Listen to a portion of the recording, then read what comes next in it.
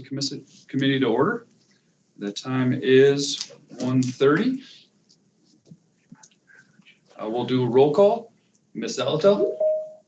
Here. Mr. Weddleton? He will be absent unless we need him online. Okay. Mr. Tromley? Here. Ms. Boken? Here. And we have a quorum of 4. Yes, we do. Aaron, will you please do the public involvement announcement? Of course. I have to read off of the script, so I don't have it memorized yet, so I apologize. All AMATS committee meetings are open to the public, and the public is provided an opportunity to comment at each meeting. Business items are first presented on by a staff or consultant. Then the committee will have a chance for discussion. After that, the public will be invited to provide formal comment, and then the item will come back before the committee for final discussion and action. Thank you. Action item 3. Do we have approval of the agenda? So moved. Second. Moved by Ms. Zalatel, seconded by Mr. Tromley. Do we have any changes?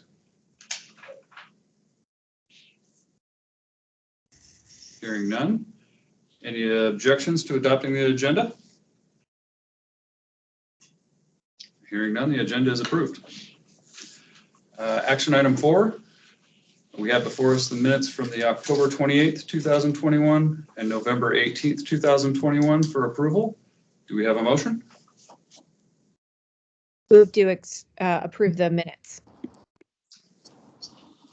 I'll second. All right, moved by Ms. Zalatel, seconded by Mr. Tromley. Are there any changes or discussion? All right, hearing none. Any objections to approving the minutes? All right, hearing none. The October 28th, 2021 and November 18th, 2021 minutes are approved. Moving into action items.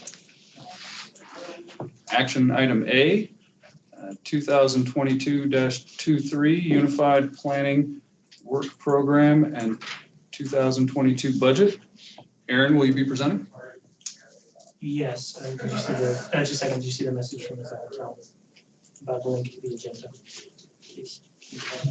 Yes, I ask everyone bear with us. We're in kind of a transitional mode. As you know, Craig Lyon has accepted a position as the planning director, and I'm filling in as the acting manager. So Craig is here to help out with a few things because I was not at the TAC meeting that covered a number of items on the agenda, so he'll be filling in for some of that information. So, okay, your first action item before you is the Unified Planning Work Program. This is a federally required document that outlines the tasks and activities that will be worked on by AMATS and our transportation planning partners over the next 2 years. So we do a 2-year program, the narrative itself, which is the first item, and then you have a budget every year that we have to bring forward for approval as well. Just so you know, the narrative was put out for a 30-day public comment period as required by our public participation plan, and it received no comments. So we have nothing to present on that one.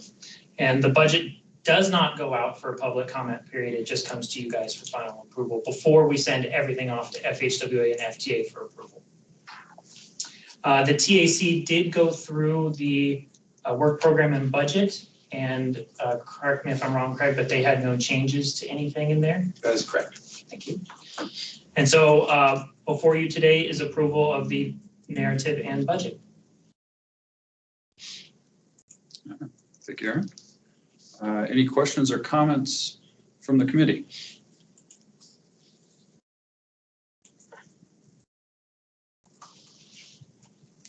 Hearing none. Oh, Mr. Chair, I have my hand up. Oh, I'm sorry. So my question is just if someone hasn't hasn't been doing this for very long, this pretty much looks like a continuation budget. Is that a fair assessment? No, we have to redo the budget. So it's kind of confusing. It's a 2-year program. And so with a budget every year. The second year tends to be kind of a continuation budget, but not really. Right now for this one, it's a brand new budget. because we're starting a brand new 2-year period. You will notice that a lot of the tasks are the same from year to year because a lot of them are requirements that we have to do to fulfill. However, there are some new tasks in this one, most notably the TDM, the Transportation Demand Management Study that we'll have to be doing, TSMO, the study for that. The safety plan, I believe, is a new one that is added in here as well. So we do update it every 2 years, every year, depending on how things go, to kind of add in some new tasks. Okay, so the base budget looks a lot like it did 2 years ago because there are ongoing requirements, and then those 3 that you particularly called out are some of the new items in this new 2-year budget cycle. That is correct. I think Craig has something to add. The only thing I was going to add, Ms. Zolotel, was that so we get an allocation from the state of Alaska.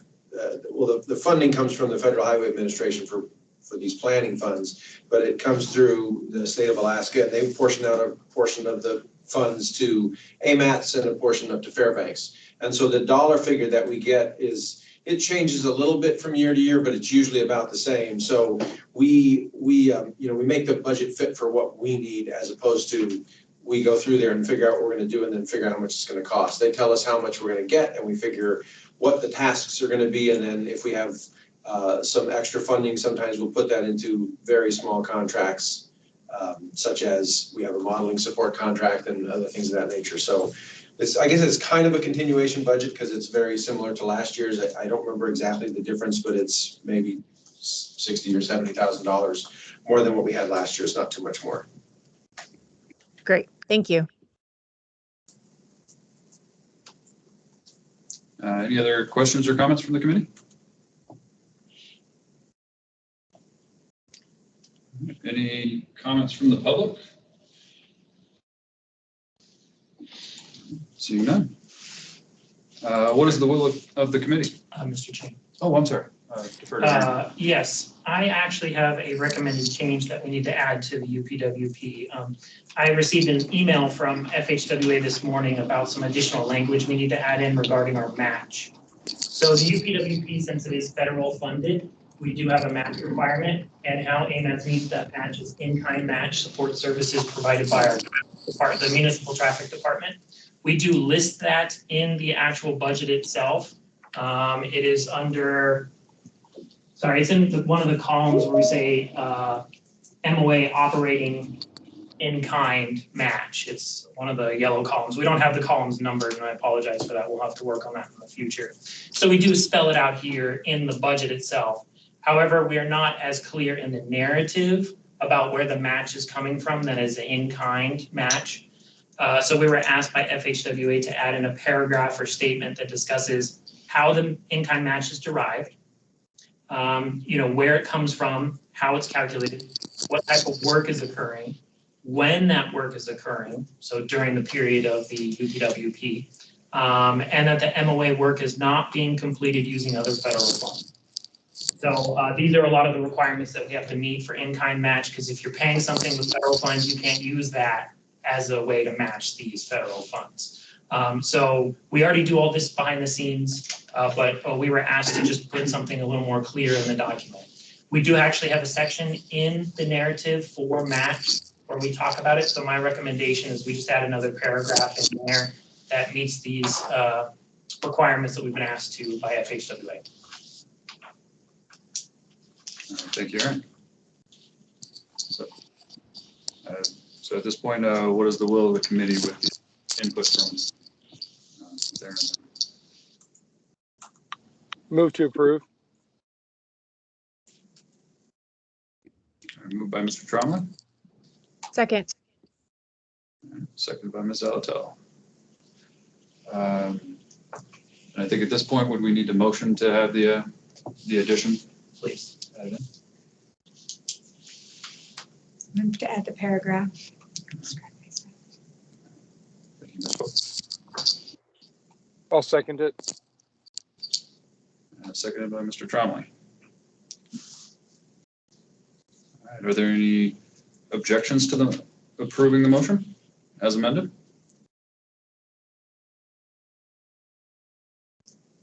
Hearing none, the motion is approved. Moving to action item B, 2023 to 2026 proposed tip criteria. Aaron, will you be presenting? Yeah, I'll go ahead and start, and then I'll ask Craig to fill in for a few things. So really quickly, you've seen the criteria before. We've been working on this criteria for about a year, but I'm just going to kind of do a quick reiteration of what it is and what are our next steps. So the TIP criteria is kind of the first step in developing our TIP. Our TIP is a 4-year program that outlines funding for projects, construction projects, roadway projects, non-motorized projects, or plans, funding that goes to congestion mitigation, air quality, and also includes things in there for transit. Has to show there are federal funds in there, and we have DOT's federal funds listed in there as well. So we have to update this every 4 years. And as I said, the first step is the criteria. We develop criteria that we use to help score and rank projects during a call for nominations. So this criteria is about a year's worth of work. You have seen it before. We did bring it to you before months ago to ask for a release for a 60-day public comment period. So it went out for the 60-day comment period. We received about 139 comments from 11 entities or individuals. And so in your packet before you, you do see the criteria itself. We do have a comment response summary. So you can see what the comments were from individuals or organizations, and then our responses to them. And then you have this nice, as you can see on the screen here, graphical overview of the summary. So you can see how many comments came in, grouping them by what kind of comment they were relating to or what criteria they were relating to, just to have a little bit easier way to digest the criteria or the comments that we received, because there's a lot of them. These comments were reviewed by the TAC, the comment response summary and the criteria.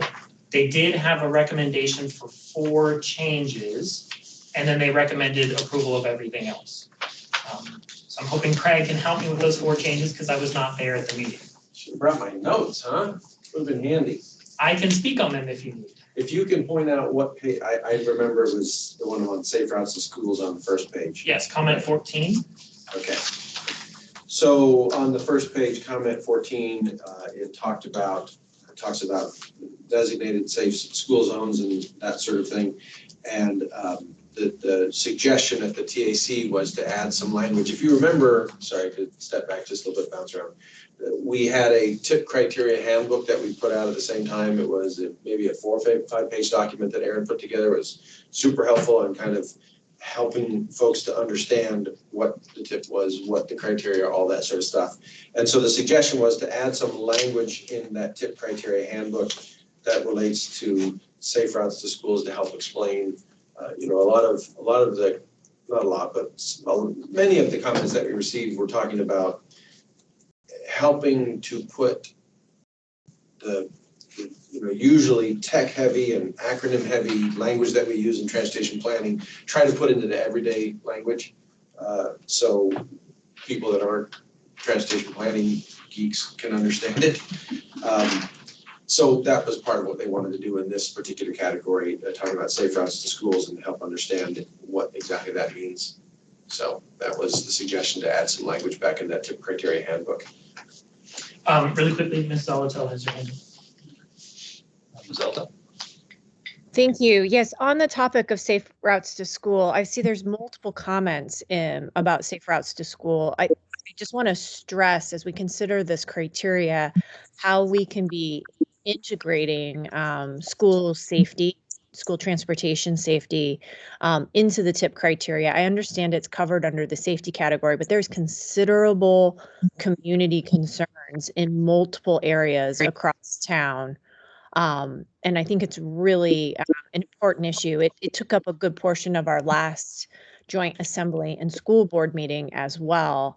And they are looking for ways that they can better partner and advocate to ensure, student safety getting to school. There have been several incidents lately. And so I just wanted to highlight that as we consider the comments here before us. I think they're relevant and I think they're important, but they don't reflect, I think, the larger community conversation that continues to raise considerable safety concerns, particularly on Tudor and then down, I believe, in the either Rabbit Creek or Huffman area. Those might be the same. I'll have to say South Anchorage locations are not my strength. So thank you. Great, thank you. Next comment was number 23 about the goals. I'm sorry. I need to interrupt, but I guess I was looking for, is there any impetus by staff or otherwise to consider that input beyond just referencing that it's in the safety category? I guess that was the question. I thought it was implied in what my comments were, but I would like to ask that question and get an answer.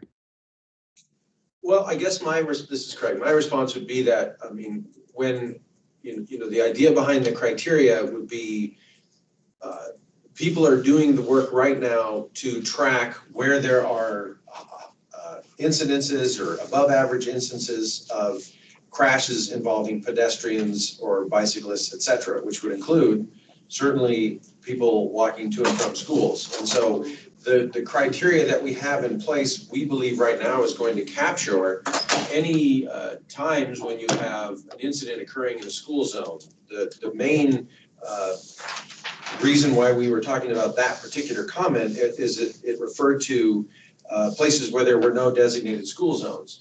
And the only places in Anchorage where there are no designated school zones, where there is a school that is not a neighborhood school. So if it's a charter school or some other school of that nature where it's not a neighborhood school, there are not designated walking zones on those schools because those students come from all over the city.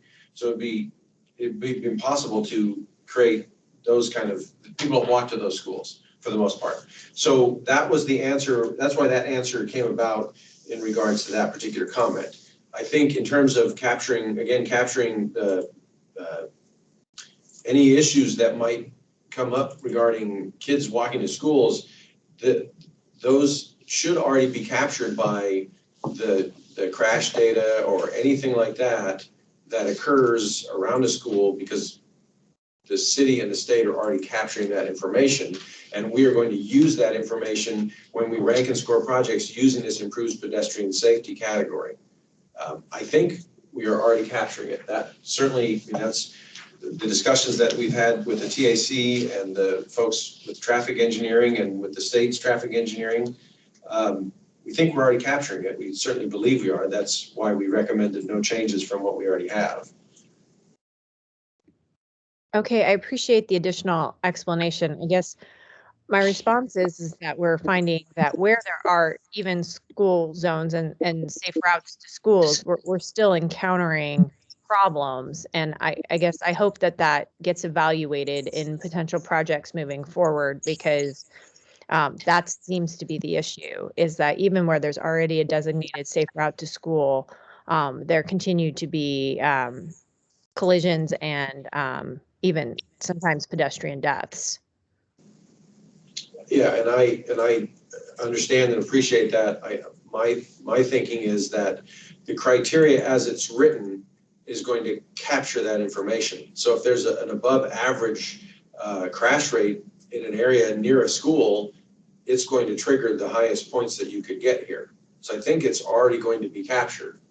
The only exception would be, say, around a charter school that doesn't have a neighborhood group walking to school there. So Aaron. Well, we actually would capture that, because the thing that we wanted to try and do with our criteria is to be more inclusive. So we didn't leave out areas like the safety. The school zones are only around particular schools. And so if we only focus on these school zones, the school safety areas, we're going to be missing some of those areas that also need additional help.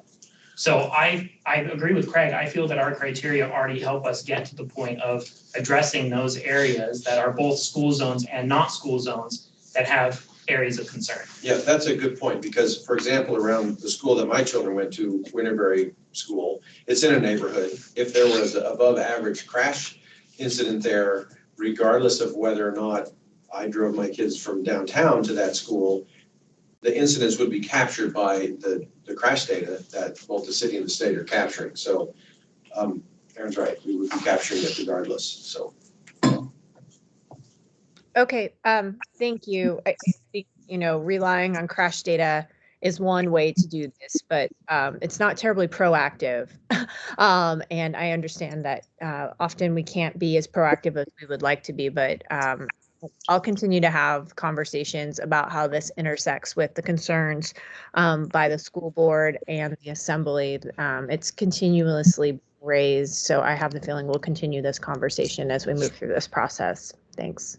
I will say that we did add in the criteria, and we've never had this kind of information in there before, but we came to this conclusion by having the conversation with, it's actually Scott Thomas with DOT, started it, where we give an extra 2 points if the project site has no crash data, but MOA traffic and safety engineer and or the DOT traffic engineer concur the project is expected to prevent crashes or serious injuries. So if you have a location that doesn't have any data out there right now, but the experts in the room can look at that and say, we could do something here that would solve this issue, even though there isn't a number of a data point there. You will get some points for that area, relying on the expertise of the safety engineers. So I think we're working towards capturing that information. Great. And if someone can highlight that particular criteria for me, I didn't catch it. That would be really helpful information for me to take back. Thank you. Yeah, it is under the first category under safety, and it's the third criteria under improves pedestrian safety. Right in the middle is the one I was referring to, but you'll see it throughout those ones where it says the project has no crash data, but the experts in the room basically expect that this project could help deal with that. That's my paraphrase. Oh, I see that. I guess I just didn't relate that specifically to schools, but it would apply there along with everywhere else. Yeah, That's correct. Yeah, absolutely. Okay, thank you. Okay, the next one was comment number 23 regarding the goals. At least that's what I was told, but when you look at comment 23, it's doesn't really match up. Because it was basically saying that we need to add something about the goals, that there are aspirational goals that AMATS is trying to achieve. Right, and I believe we were talking about adding some language in the criteria handbook, again, about aspirational goals as opposed to the performance measures that the feds require us to track. So I think that was what it was, just adding some language back in the back. And, you know, my recommendation on that would be adding what we have in our MTP, because those are our goals and objectives that we as AMATS are trying to meet. The only question I would have for you guys is, are we adding the 2040 MTP goals and objectives or the draft 2050 goals and objectives? So, you know, think about that. That's all I just bring up to think about, depending on what we want in there. Can I make a comment on this item? Is that all right, sir? Yeah, the chair. Drive for municipal traffic engineer, and I think what it was is things that are asked to measure, specific measurable items is what it's referring to in the handbook, to have at the end some things that we don't currently have the tools to measure, but that there was a desire to include in the performance in the criteria here too.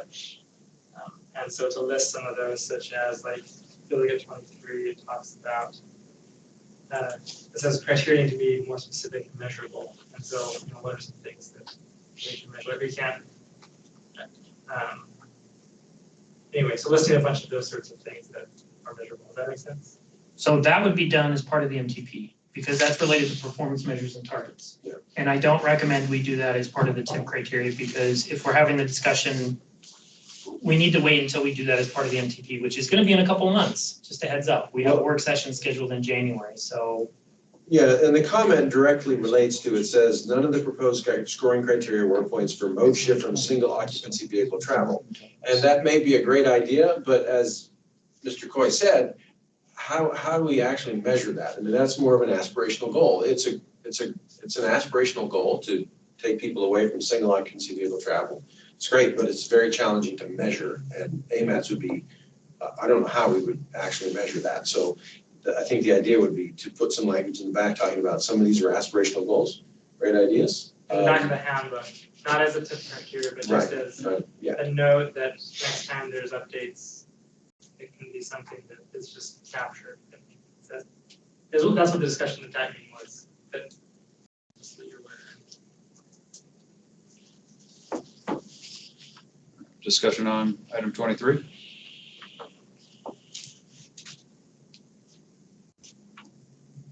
Mr. Trumley, you had a discussion on item 21. I do. So one of the issues with the hillside, we find this in Cherokee River, and we know that fire has been a big proponent of fire sprinklers on single access roads. And I'm curious, how does AMATS tie into that? Because we see that there's a safety category, but hillside has, LURSAs or CHUGACs, SUBURSAs, so service areas, we'll just say service areas broad. Can AMATS use money in service areas for secondary access or egress? So as your head shake, you're shaking your head. Yeah, so. How's that identified? Because I think there's a whole bunch of areas that I would like to see secondary access to prevent the fire sprinkler systems for larger developments. And how does that tie in? So there's a bunch, and I'll go over it, and then Craig can help if he has anything. Sure. So a good example of yes, we can is Mountain Air Drive. Mountain Air Drive was added to the tip as a secondary egress out of that area up in Hillside. Okay. One of the issues that we ran into was the match, meeting the match for that, because it was outside of ARDSA, and at the time the municipality didn't have a mechanism to be able to provide the match for that project. However, I believe the assembly worked with the administration at the time to get something in place to allow bond funding, Craig, correct me if I'm wrong, but bond funding to be used as match even out in the LURSA areas. So LURSAs can't do matches, Craig? Well, they just don't usually have the ability to come up with enough. Because it's so much, millions of dollars. So, yeah. Oh, I got you. So So it's not like they can just assess their mill rate, understanding that, hey, we may want to put a match in for this maybe 4 years down the road, and we can increase our mill rate every year. Could they do that if they were? Whatever mechanism they want to come up with for the funds. I mean, when I got here was during the time when there was still a state capital budget. And so a lot of the match could come from the state capital budget covering these local matches. Yeah. It doesn't exist anymore. And so it was just bond funds. And so, yes, we had a bridge over Eclipna River that sat there for a long time as Subursa out there tried to come up with it. And they just couldn't. Yeah. And Okay. They ended up getting a state grant actually. So. Okay, yeah. well, that's good to know. I was under the impression that AMATS money couldn't be used in that. We can LURSA, use but I it didn't on, know, so that's good to know. yeah, on any public right of way, basically. Within our boundaries. Within our boundaries. Yep. It just, you don't want to put a hole in the tip by adding something where there's no ability to come up with a match. Right, so then, And now that the assembly passed that with the administration, you can bond for things that are looking at emergency access out or egress routes. okay, so in order for, if I've identified location A, whatever that location is, I would have to get that into the tip. And then it would be funded priorities. So yeah, then you would identify the federal funds in the tip. Yep, And then the municipality would have to issue a bond for the match. okay, so under the safety category, is there a dollar amount that we get every year for safety, or is there an allocation of percentage? Not for safety specifically. We just get a general allocation, and then we as, the policy committee has set forth how much they want to put towards certain modes. So roadway gets a percentage, pavement gets a percentage, non-motorized, et cetera. So Understood. we don't have a separate one for safety. But I did want to point out, we do actually have a criteria in here for emergency access routes. Oh. Because it was identified during the last tip that was Yeah. kind of an area where we needed some improvements. Yep. Not just here, but Eagle River also did a bunch of work. Chugach Eagle River did a bunch of work years ago to identify egress routes that they would like to see for what you're talking about. So we have a whole map for it. So we probably need to do something similar for the bowl at Hillside and wherever to come up with, a way to identify those. And those can be nominated as part of the TIP nomination project to score and rank. But we did include a criteria in there for it. Okay, thanks.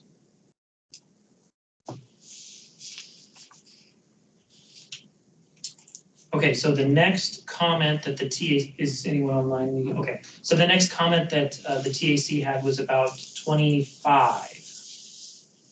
Number 25. Well, that was the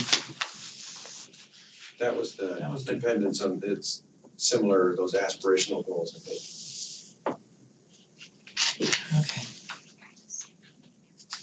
So a similar aspirational goals language they are asking that we add to the TIP narrative. And then the last, Excuse me, Chair. Mr. Woodall was recommending using the reducing instead of significant problems. okay, we'll have to look that one up. Yeah.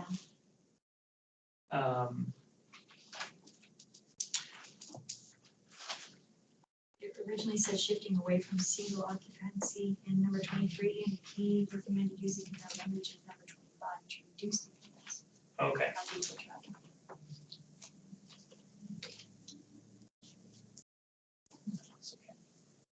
Okay. Next comment was comment 104.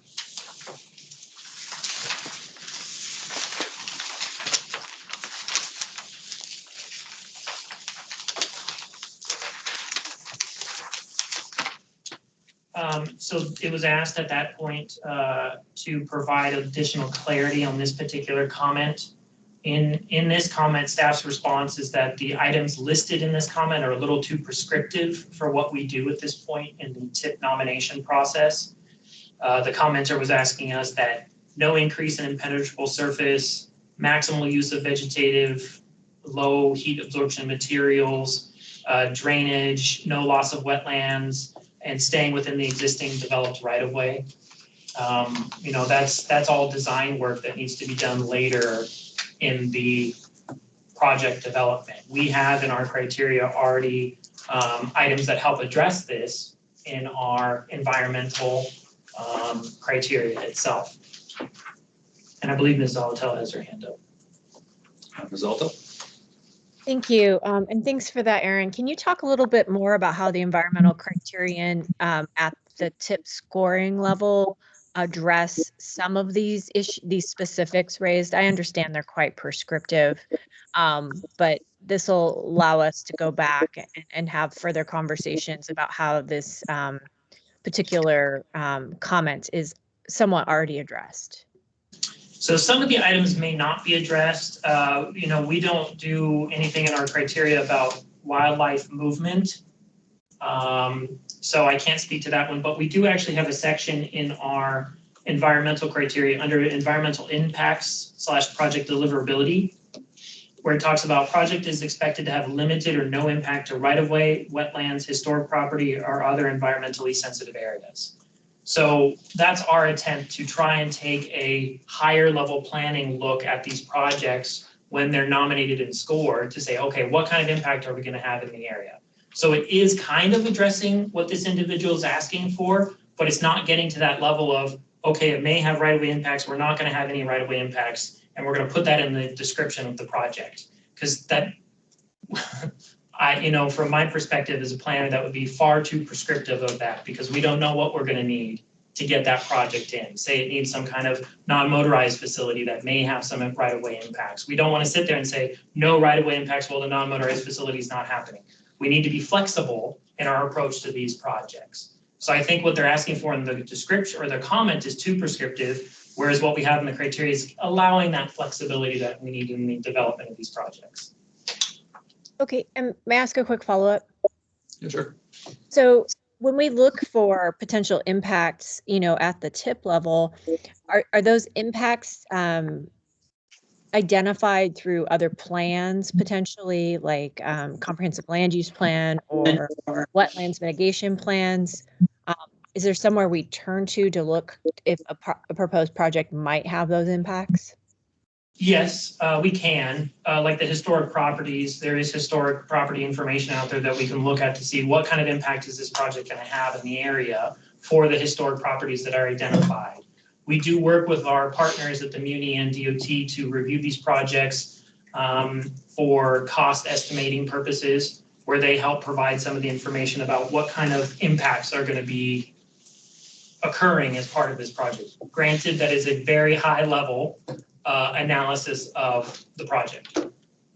And Craig. Oh, okay, I appreciate that. I mean, I think to the extent that we can tie it toward other opportunities where some of these impacts can be identified as just if they're natural features and existing in other plans to inform this, I think it provides a lot more certainty in some ways or I guess predictability of what might be allowed and might not be allowed.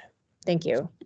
I did want to just follow up really quickly. One good thing that is very helpful for us is the GIS system that's out there that the municipality of Anchorage has worked very hard, and DOT has worked very hard in their systems as well to get a lot of this information that we're talking about here into a format that's easier for us to be able to see with our kind of limited view at this point. Craig, I think you had something. Yeah, what I was going to add is just, if it helps at all, just a quick description of how the process works when we go to rank and score projects. So we put out the call for nominations, and then we also look at the existing plans that we have, such as the MTP, non-motorized plan, et cetera. And we usually have someone from DOT in the room. We have maybe 2 people from DOT. We have someone from long range planning who has that wetlands expertise. We have someone from transportation planning. We have someone from project management and engineering, so that when we're in the room and we're looking at a project, we have those experts in the room that I could say, oh, I know where that project is. I know there are wetlands here. I know there's a lot of right-of-way impacts that would be needed. And so, as Aaron said, we also now have the GIS system that the Muni has that is really, really impressive. And it has so many different capabilities of helping us see what we're looking at when we look at a project. A lot of the projects have been scored and ranked a lot of times because they've been around for a while, but we do get new ones. And so we have the right people in the room to look at those things, and using those different GIS layers to help us as we're trying to determine what kind of points they would get in this sort of category, whether they would have wetlands impacts or historic property impacts, et cetera. Thank you for that. I'm just thinking through, the community is probably most heavily involved in the district plans or the comprehensive land use plan from, a municipal side. And to the extent that it anticipates, those potential sensitive areas or where impacts to sensitive areas can be, then, they're going to be looking for if a project, impacts something they're aware of. It's just, as I think through the process, it's a way to, again, maybe not get latent community concern because it was already either identified as an area or it wasn't identified an area and it was already at top of mind when those plans were either updated or developed. Thank you. So those are the 4 comments that the TAC had, I think. Correct me if I'm wrong. So, or Craig. So. Yeah, Brad Corbin, truck engineer. I think the last one, I think all we wanted was the staff response says basically the proposed recommendations is 1 of 4, right? The proposed recommendations are too prescriptive, and have it just say these items are looked at when the project goes to its design in a more thorough and complete fashion. And trying to do that as part of the TIP criteria is just a lot of work for every single project. So that's why the TIP criteria was a little more general and having some expert qualitative instead of getting too quantitative too quickly for everything. Is my recollection. Do you remember that discussion? Yeah. Yeah, agree with it. At the level of detail that you're looking at a TIP nomination, you're not digging into the details on the bulleted list here, but they are evaluated through the project development process. Yeah, we want to make sure that we're not suggesting projects be put in the TIP that have just non-starters. If we know that there's a huge elevation challenge in an area, we don't want to put that in the TIP knowing that it's not going to be able to go. And so those are the big items that we try to catch early. But obviously, when it starts going through the NEPA process, all of this stuff has to be looked at before it can be moved further. We want to make sure we don't put a hole in the TIP that just the project gets stuck there, and at some point, well, we just take it out, and the money's been parked there for a while, not doing any good. So. Okay, that's all we had. Thank you. All right, thank you, Aaron. I guess I should finish up my spiel. So what we're asking for today is approval of the TIP criteria with the TAC recommended changes and any additional changes you all may have. Once we're done with that, and if it gets approved today, we will move on to the next step, which is a call for nominations.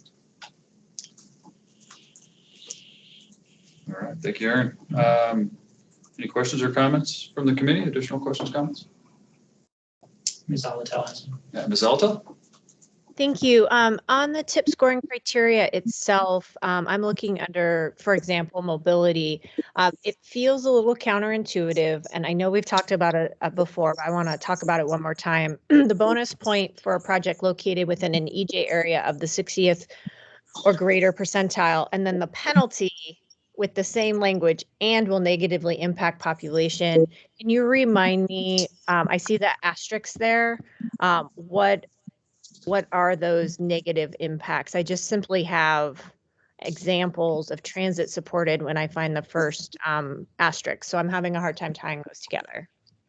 Yeah, we do have it down on, under mobility. If you go to the end of the mobility one, we do have the asterisk down there that talks about what negative impacts to EJ populations are, and we give some examples.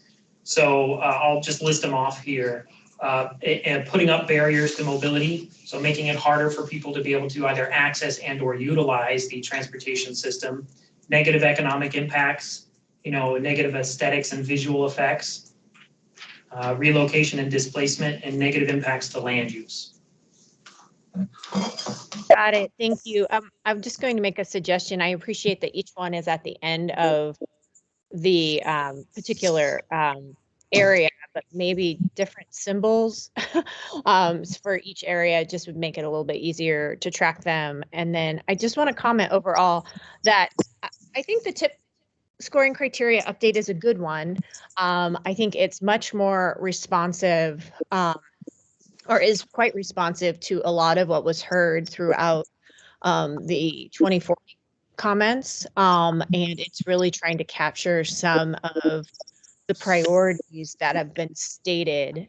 I think it'll be interesting to see how these work in application, because some of these things feel very subjective. So it will be very interesting to see how these terms are ultimately defined when applied to a project. But overall, a wonderful job here on really taking the feedback and moving through the scoring criteria that I think better reflects the community's goals.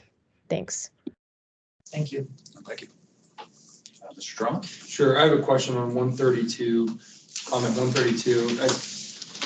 God bless Debbie Osiander. I spent a lot of time with her on the assembly, and she's very, very thoughtful, and she's very protective of Cherokee River, obviously, and I'm happy that she is. I'm just curious how you would, I'd like to know a little bit more than just your staff response. I agree the Cherokee River plan is outdated and does need to be updated, but how would you address specifically at the very end, she says Hillside, Cherokee River are kind of out of contention based on the, when you look at the TIP projects and the scoring and all that kind of stuff. How would you address that for our folks in Cherokee River and the Hillside that maybe feel the same way? So this is Craig again. I would suggest that if you look at the projects that are in the current TIP, most of them are currently on the Hillside. It's got Abbott and O'Malley on there. So I don't think you could say we leave the Hillside out. In previous TIPs, we certainly funded different projects out in Chugach-Eagle River, and we continue to. I don't have it in front of me, so I can't. But every time I've done the exercise in the past over the last 18 years, it's the proportion of funding over a 4-year life cycle of a TIP usually seems to be pretty comparable to the actual population out there. Okay. I don't think there's anything in here that is going to penalize Chugach-Eagle River. We certainly don't, that's not the intention. You can look at my house and see that nothing has happened around my house with federal funds since I've been here. So, I'm not looking at things that are just designed to help downtown or Midtown or whatever. We spread it out, and Debbie was on the policy committee for several years, and she was one of my favorite policy committee members ever. She did her homework, and it's great. So I think, I can only say that we don't intend to do that, and we certainly have in the past funded projects out there with regularity.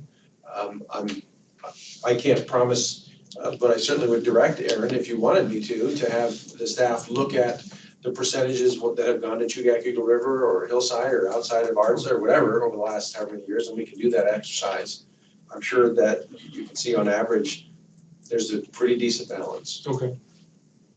As for the Chugach Eagle River comp plan, I think is what she's referring to there. Yeah, it's outdated. It's outdated, and that doesn't have anything to do with No, AMATs. it doesn't. I get it. Okay. Thank you, Mr. Strong. Additional questions and comments from the committee? All right, hearing none. Any comments from the public?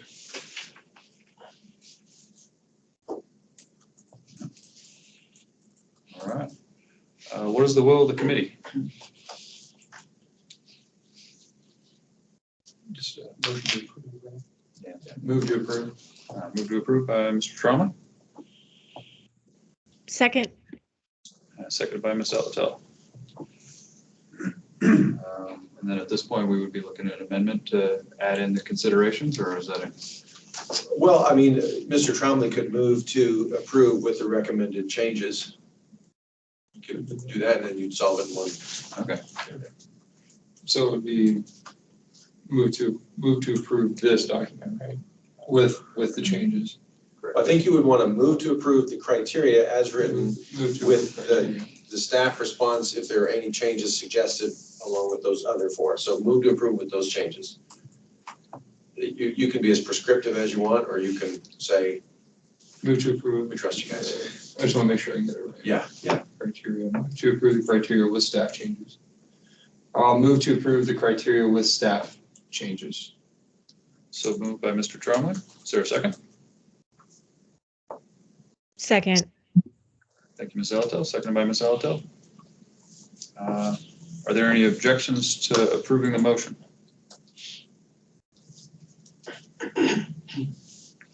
Hearing none, the motion is approved. Thank you. Moving to action item 5C, major amendment to the 2021 AMAT's Unified Planning Work Program Budget. Aaron, will you be presenting? I will actually turn this all over to my friend Craig. So what we have is an amendment to the 2021 AMAT's work program budget. So you just approved in item 5A the 2022 budget. So the 2021 budget, this is where we're asking you to make an amendment to that budget. There are a couple of things that are going on. And I apologize that it gets a little convoluted, but I think it'll make sense as we go. So the first thing that happened is in our 2021 budget, when we created it, we certainly didn't plan for a pandemic. And so what happened is one AMAT staff member was tasked to the Emergency Operations Center for about half the year. And so obviously he did not charge to AMATs because he wasn't doing AMAT's work. In addition, he is active in the AMDA union. And so he has a certain amount of time every week that he spends in grievances or in negotiating the contract right now, I think. So there was a significant amount of time that he did not charge to AMATs. And so we had a chunk of funds that were not going to be spent with AMATs this year. And the second thing that happened was we usually get all the planning funds come through the DOT and to AMATs to spend. And in this case, the FHWA, actually the Department of Administration of the state of Alaska wanted to charge ICAP on the AMAT's planning funds. FHWA originally said, no, you can't do that. And then they said, okay, actually, now that we look at it, you can spend. You can take some cut off of there. So it's overhead that would go to the state of Alaska to administer these funds. And so that will happen in 2022 with the AMAT's funds. The state of Alaska Department of Administration wanted to do that same thing with the Federal Transit Administration funds for transit planning that go to the Public Transportation Department here at the municipality. And in this case, the FTA folks have said, no, you can't do that. And it's been a case of let's see who blinks first, and neither side is blinking. I believe that Public Transit Department was expecting that they would let it go for this year. The state of Alaska would let it go for this year, and so transit would get their allocation of 5303 transit planning funds. And so what happened is they didn't blink, and they are not releasing those funds. And so the Public Transportation Department has had to cover those transit planning funds out of their own pot of funds, and I'm assuming it's property tax funds that are being covered. So it's not federal funds, and it's around $300,000 that they were originally planning on using those property tax funds for other purposes, and they've had to fill in the blank over here because they have staff doing transit planning as required by federal law, but they don't have any federal funds to do it. So the plan is lined up. AMATS did not use about 300,000 of their funds, and transit has need for that. And so what we're asking here is we always had the 600 element, which was transit. It's inside the work program. You see it in the work program that you just adopted, but it was those 5303 funds. In this case, we're trying to move over some of the regular AMATS allocation down to those categories. We're not able to identify up to that 300,000. I'm sorry, I don't have the exact dollar figure, but it's a little under 200 and some odd $1,000. If someone does math quickly, they could do it, but that's not me. But that's what we're asking you to do, to move those funds that are AMATS federal transportation planning funds and move them into the Public Transportation Department federal transportation or transit planning funds. So they're all eligible expenses. It's all federal funds. It's just helping them so they can be made whole to the extent that we can do that, and make sure we have enough, AMATS has enough to continue to do the work that they need to do for the rest of the year, but also not have a giant hole in their program. So happy to answer questions. I know Jamie Acton was online earlier on the call, and if you have specific questions about what they were doing with those funds, we could do that, but I think it's pretty clear those are all regular transit planning tasks that they're listing down there that we're looking to fund. All right, thank you, Craig. Any questions or comments from the committee? Ms. Zolotel has a question. Ms. Alto? Thank you. Thank you for that explanation, Craig. Do we expect this just to be a one-time situation, or do you think this will occur again in the future? Well, I will say this, that we have been told that what they want to do, the feds want to do from here on out is to do a consolidated planning grant so that AMATS would get both the transit funds and the AMATS PL in one block, and they would all come to AMATS through FHWA. They would take the ICAP off of it automatically, and then AMATS would distribute the portion of the funds that belong to transit over to them. So for the future, this won't be an issue because we'll be getting all of the funds here at AMATS, and AMATS will allocate it over there. So does that answer that question? It does. So then I just have a quick comment, and that's thanks for finding a way to cover this. I'm a little bit hesitant if we can find a dynamic solution to something, that it becomes a way not to have someone else take care of it in the future. But if this is a one-time, really great job making sure that this transit planning that's required is covered, but acknowledging the unique circumstances that allow it to happen. Thank you. I will say this too, I should have added this, is that the TAC did not get to hear this because we didn't hear until last week that they weren't going to blink, and they weren't going to allow transit to use the money in 21 the way they had intended, and they would revisit it next year. So we just found out, so there just wasn't an opportunity to do this. It does say in the work program that these kinds of amendments do not require a public comment period, and that they are approved by the policy committee and DOT, and then they're sent on to the federal overseers for their approval. So again, the policy committee is the final arbiter of all things AMATS. Everyone else is advisory to you folks. But that's why you don't see anything here that says the TAC recommended approval at their meeting, because we just heard last week and we scrambled to try and figure out. I did the math here. on my calculator because it's not me in my head. It's $216,525 is what it totals that we would be sending over to transit. So that's the current plan. All right, any other questions or comments from the committee? Hearing none. Any comments from the public?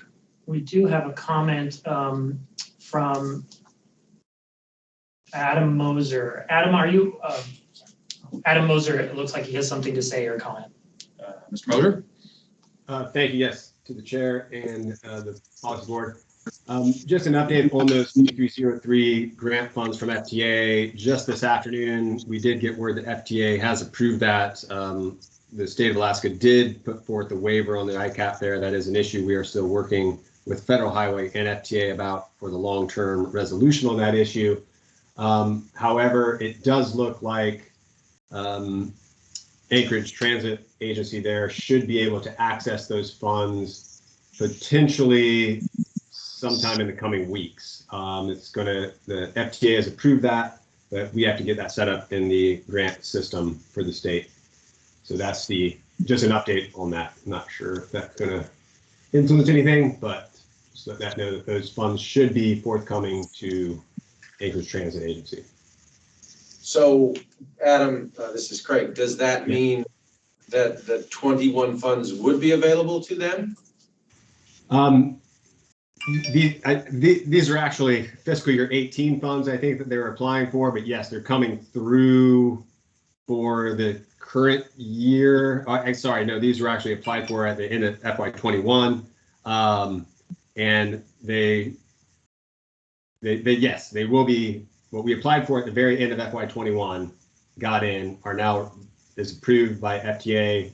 They're releasing them to the state. We should have those cleaned up and ready for to be billed against or billed to sometime in the coming weeks. Don't want to give too specific of a date there because I'm not that familiar with the process on the state side. And it looks like Jamie has her hand up as well. She may have some comments there regarding that as well. Yeah. Go ahead in a second. Hi, Jamie Acton, Public Transportation Department Director. Thank you for taking this item up. This has been a critical piece for us as we've acted in good faith for over a year waiting on these funds.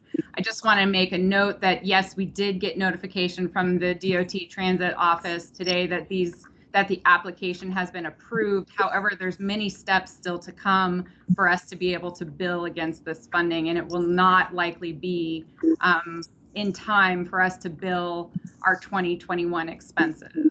So this is still something that we need to have happen to be able to close out the year and to be able to make sure that we are in good standing and make sure that the expenses that we have paid out are appropriate and basically just cover the program as we have intended. So you still need us to do this amendment? Yes. Okay. Making sure. If Adam, if you're online, can you please state your name for the record? We forgot to have you do that before you started speaking. Yes, apologies. Adam Moser, State of Alaska DOT and PF, Division of Program Development, Statewide Planning. Thank you. All right, any additional comments from the public?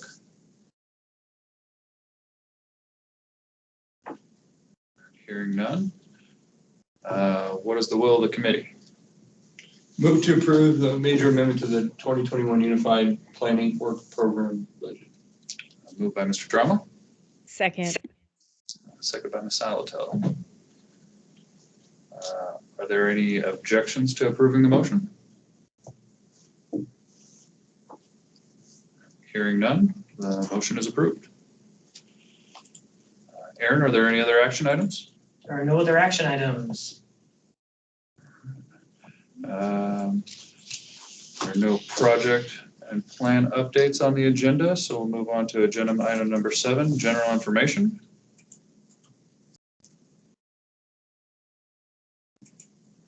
Is there any general information?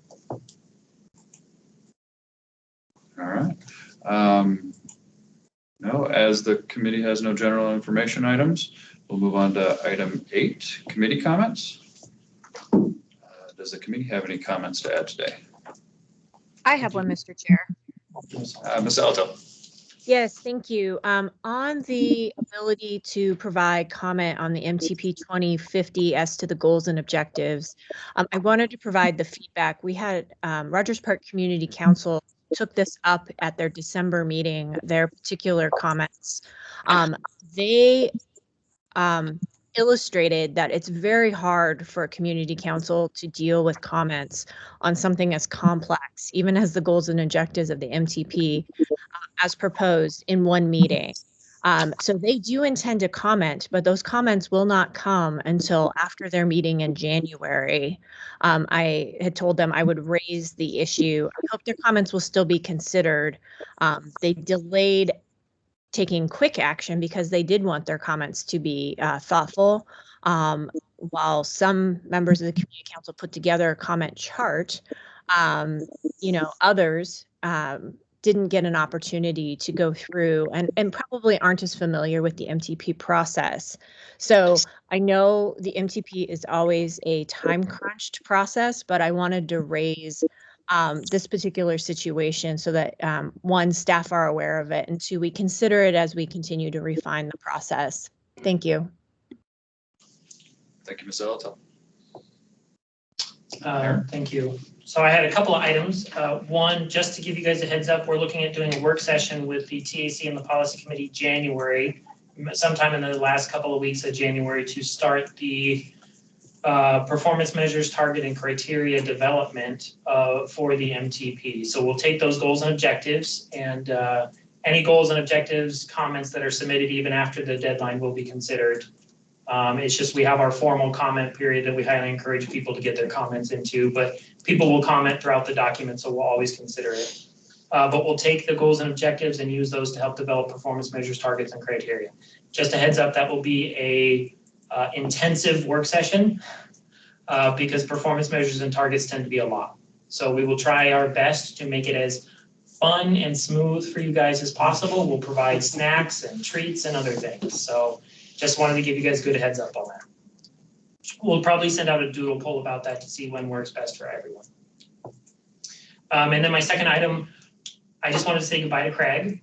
I know he's not going anywhere, but he has spent a good number of years being the leader of AMATS for staff and helping to guide everyone through everything. So I just wanted to extend a thank you very much for everything over the years. It's been greatly appreciated, I know, by me, and I am fairly certain all the other staff who's here now and who has come through over the years. And we wish you best in your next endeavors. Thank you. 18 short years. Someone else can do it. All right, thank you, Aaron. Thank you. Are there any other committee comments?